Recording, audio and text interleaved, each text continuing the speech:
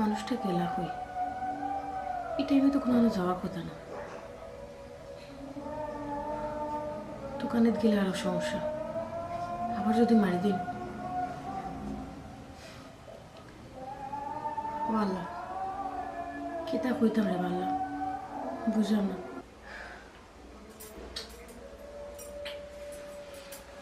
দেখি হয়ে গেছে, আমি আবার দায়িত্বটা ভালো করি। আল্লাহ কোনো একদিন আমার দোয়া কবুল করবা।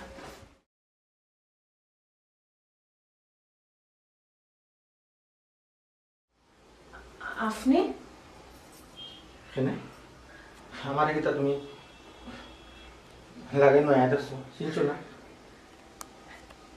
আপনি কই আসলা?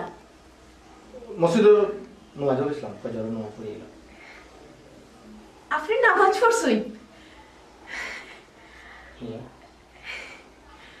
শুক্র আলহামদুলিল্লাহ, আমার জীবনটা সার্থক আপনার কাছে বিয়ে হইয়া। কাজলি আমার জীবনও সার্থক তোমার মতো একটা মেয়েদের বিয়ে হইয়া। আসলে অনেক সময় জমার নামাজও টাইম মতো পড়ি না, গার্জেন কেউ নাই, কেউ ডরাইও চিন্তা হয় না, স্যারে চিন্তা করি।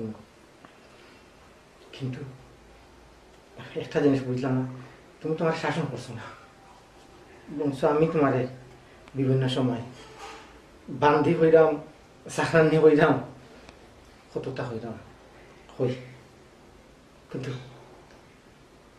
তুমি কিছু না হইও। আসলে